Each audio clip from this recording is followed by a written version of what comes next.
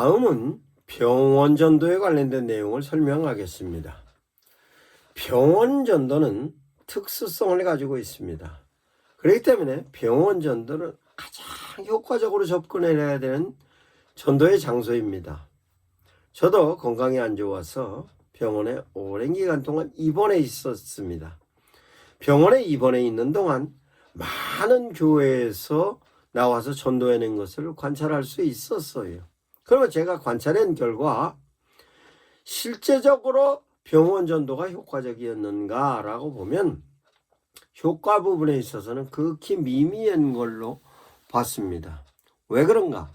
전도의 방법적인 면에 있어서 조금 부족한 것을 느꼈어요. 그러면 병원 전도를 하기 위해서 효과를 극대화하는 방법은 어떤 방법이 있을까에 대한 내용을 설명을 하겠습니다. 병원은 아픈 사람들입니다. 아프기 때문에 심적인 부분에 있어서 상당히 위축이 되어 있는 사람입니다. 특별히 중환자일수록 위축이 되어 있습니다. 수술을 앞둔 사람일수록 위축이 되어 있습니다. 그러면 위축이 되어 있는 사람을 효과적으로 전도하기 위해서 접근을 하는 데 있어서 효과적으로 접근하지 않으면 오히려 반감을 사는 겁니다. 위험 요소가 있는 것입니다. 그러면 어떻게 접근을 해야 하는가에 대한 겁니다. 그러면 위험 요소를 갖고 있는 환자들의 경우는 어떤가? 절박합니다만 절박한 것만큼에 대하여서 직접적으로 접근해 갖고 가는 데는 굉장히 위험 부담이 큽니다. 그러면 어떻게 접근해 갖고 가느냐?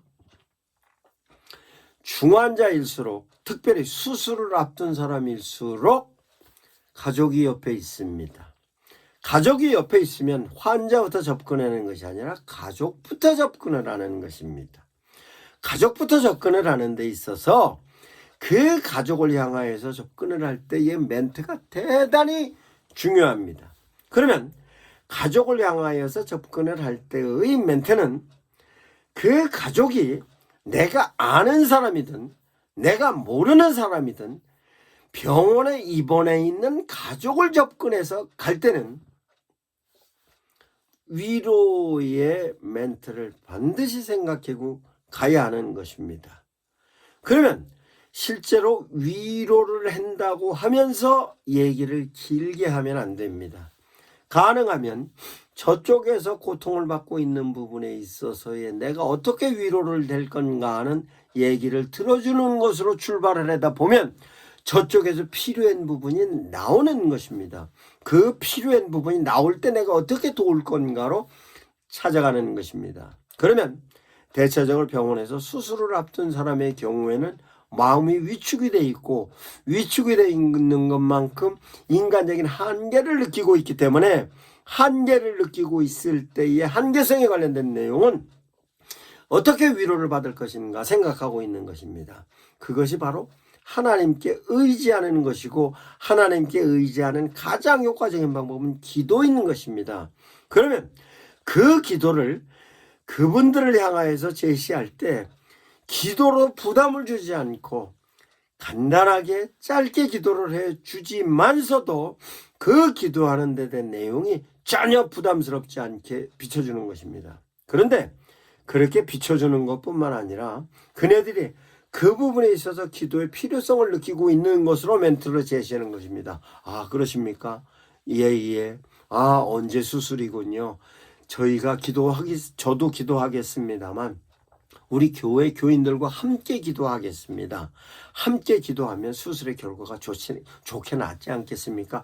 우리 목사님께도 말씀드려서 우리 목사님도 함께 기도하겠습니다. 이 말이 울림을 주는 것입니다.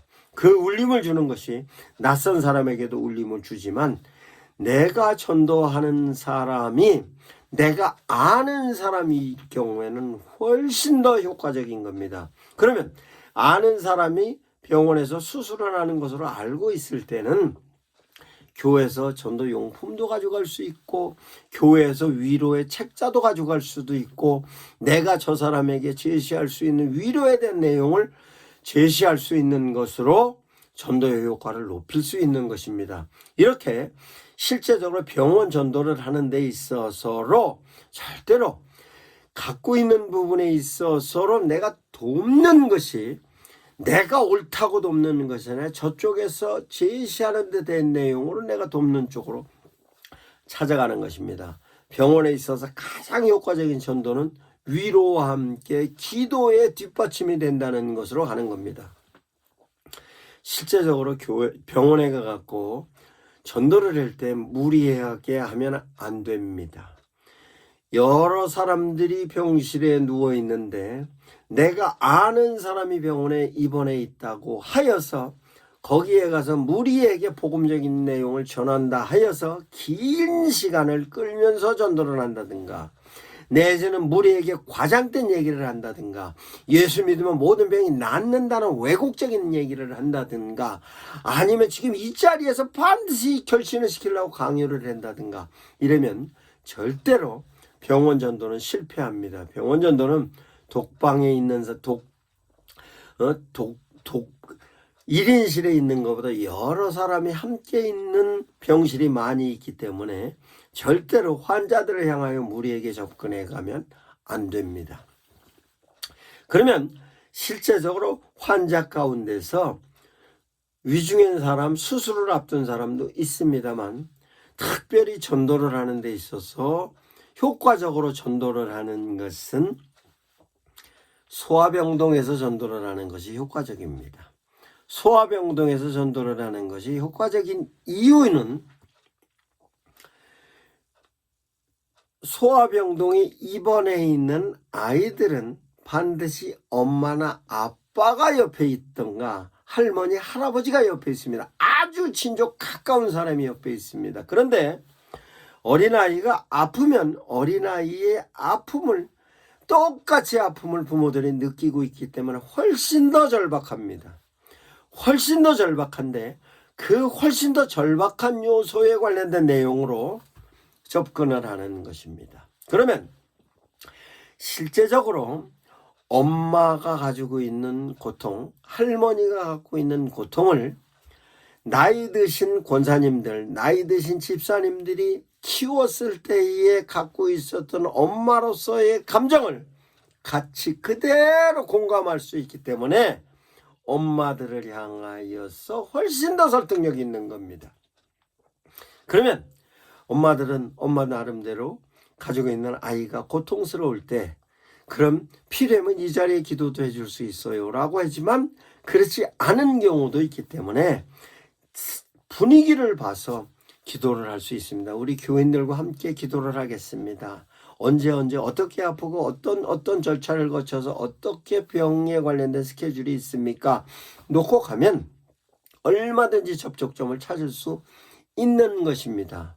그러면 그렇게 접촉점을 찾고 있는 부분에 있어서 우리가 내가 기도할 수 있고 내 파트너와 함께 기도할 수 있고 소그룹이 함께 기도할 수 있고 우리 교회에서 기도할 수 있다는 것으로 언지를 주기 시작하면 실제적으로 오늘도 갈 수 있고 내일도 갈 수 있고 아니면 이틀에 한 번, 3일에 한 번, 일주일에 한 번씩 갈 수도 있을 때에 실제적으로 점차적인 호전이 나타날 경우에는 그런 부분에 있어서 우리가 함께 기도하고 있는 부분으로 공감대를 형성하게 하면 교회에 전도하는 게 수월해지는 것입니다.